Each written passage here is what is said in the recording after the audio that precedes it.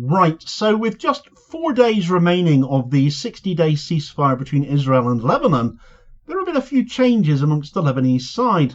But where Israel has been concerned, they are no closer to getting out than they were on day one of the ceasefire, it seems. Israel not keeping their word? Well, you do surprise me, Damo, you might be thinking.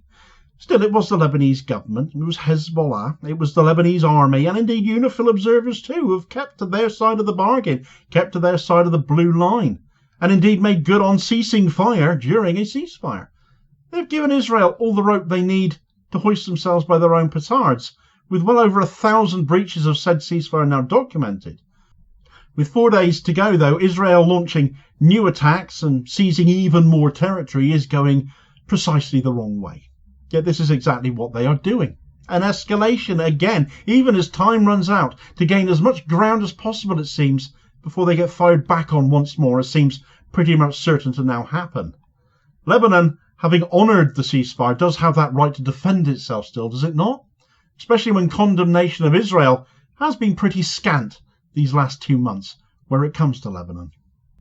Right, so with all the escalations in warfare that have been happening elsewhere in the Middle East, the fact that there was a ceasefire in place in Lebanon, has been for this last 2 months, has meant events there have fallen off the front pages somewhat, and perhaps that's been pretty unfair actually, considering Israel have completely ignored the fact that ceasefire there was ever in place. Of course, there has been a few changes in Lebanon since I last picked up the story there. I'm as guilty of not paying so much attention of late to what's been going on in Lebanon as other events elsewhere have taken precedence. But there's a new president finally in Lebanon, isn't there? Joseph Aoun, when there wasn't one when the ceasefire came into effect, and he's appointed a new prime minister now as well. The now former lead judge, the president of the International Court of Justice, Nawaf Salam, which unfortunately has meant the vice president has stepped in to fill his shoes right now, the overtly and confusingly pro-Israel Julia Sebutinde, who has voted against every single censure of Israel that has come before the court, on many occasions standing alone in doing so. But on the face of it, Joseph Aoun coming in is bad news for Israel. Where the armed forces have largely stood down in line with the ceasefire agreement, he's not the sort to put up with Israel's ongoing attacking and land seizures and aggression, having been a former commander of Lebanon's armed forces himself. And his rhetoric upon coming in as president is one of Israel having to get out, and well, he seems to have the contacts to do so. He's well liked by the US, which may or may not set off alarm bells in your head. But it means Western leaders who hang on the US's word will not immediately have beef with Aoun, despite Hezbollah. And equally, he has good ties to the Saudis as well, who were pushing Lebanon along with the US to hurry up and pick a president, the country having been without one for 2.5 years. Now, this actually isn't unusual with the way Lebanon's politics work. That pressure from those sources, though, it did invite a little bit of suspicion. But therefore, on that point, Aoun coming in could also be seen as the guy the West and the other Arab nations preferred, and it's a perfectly fair point to make.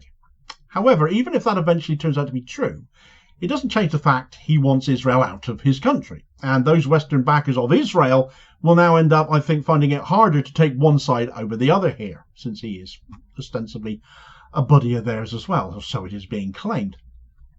His appointment for Prime Minister, the ICJ President Nawaf Salam, has been just as vocal about the need for Israel to get out too, and perhaps now he's no longer at the ICJ, we'll get an idea of what he really thinks of Israel's conduct. He resigned his post at the ICJ last week to take up this new role, and in a speech he gave on the 14th of January, as covered by the Cradle, Salam said he will work to extend the authority of the Lebanese state over all its territories and for the government to develop an integrated program to build a productive economy and provide job opportunities for generations. Vowing serious political reform, Salam added that it is time to shake off the administration that was based on clientelism. After suffering due to the Israeli aggression and the economic crisis, it is time to start a new chapter of progress and opportunities. The most important challenges are to confront the results of the Israeli aggression. Full Israeli withdrawal from the last inch of our occupied lands must be imposed, and the state's authority must be extended with its own forces in accordance with what was stipulated in the Taif agreement, he went on to say. A large part of our people still have their homes destroyed, as well as their institutions, and we must rebuild the villages in the Bekaa, the south, and Beirut. Reconstruction is not just a promise, but a commitment. Israel might not be listening, though. Despite the Lebanese side apparently meeting the terms of the deal, with Hezbollah leaving the area south of the Litani River and being replaced by Lebanese armed forces, and certainly UNIFIL will have been collating the data to ensure this has happened and be able to prove that, Israel have had the ongoing brass neck to claim otherwise, despite them being required to clear Lebanon by the 26th of this month, and instead they have very much been claiming to be, well, still taking on Hamas, and therefore it is necessary for them to still be there, and chasing down Lebanese breaches of the ceasefire deal as if they are there to police that.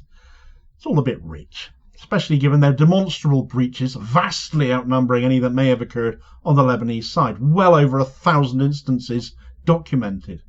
Certainly accusations aimed at Hezbollah are going to be less easily proven than their own breaches, since they have, aside from a few incidents of warning shots being fired towards IDF intruders, abided by that ceasefire, and they've opted to count down the days until the 26th when that ceasefire ends. Any hope that they won't need to take up arms against Israel, though, I fancy are going to prove to be fanciful. Homes and infrastructure in southern Lebanon continue to be destroyed by the IDF, with reports of a house being destroyed in Bint Jabal following the incursion into that municipality of several Israeli Merkava tanks through Maroun al-Raz. Elsewhere in the district of Marjayoun, Israel pushed into Wadi al-Saluki, where several homes and buildings have been destroyed. These are not the actions of a force planning on leaving, and indeed this is an opinion that since the ceasefire came into effect, Israel have been claiming they will no longer do, thereby completely going against the agreed two ceasefire terms, in violation of it by their own words before it's even over. But what does it matter when nothing ever happens to them? Remember, France and the US are supposed to be overseeing this ceasefire, yet they're doing what right now? Twiddling their thumbs and arguing over who invented French fries, perhaps? Yesterday, an elderly man was killed by the IDF in southern Lebanon, a guy called Mohammed Termos. The Israelis then burnt out his vehicle. Where's the US and France? Overnight, a massive detonation in the village of Hula was set off, destroying several homes in the middle of the night when people were asleep, when those houses were occupied. Where's the US and France? Further attacks and explosions have taken place in Taybeh, Kafarkala and Merkaba overnight as well, and more besides. Where is France and where is the US? It's absolute barbarity, and so that question of where are these international overseers is becoming increasingly more and more relevant. Well, the US, for their part, well, they seem to be up to no good as ever, it seems.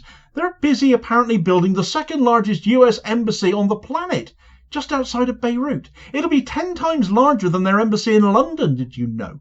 It's less an embassy, more of a fortress. And although it has been under construction since 2017, matters have ramped up with it now, due for completion by 2026 as it is. 43 acres. It's literally bigger than any government building owned and run by the Lebanese government. It is ridiculous. What is it for, please? Why does it need to be that big? Because no reason for that has ever been given. But it's very difficult to see it as being for anything other than giving the US another platform in the Middle East. It's definitely more than an embassy at that size, with only 86,000 Americans actually living in Lebanon. All of a sudden, that apparent closeness to Joseph Aoun to the US doesn't seem so rosy at all, if it ever did to begin with. Israel have continued to try and justify their presences in southern Lebanon by saying, look what we found under the trees.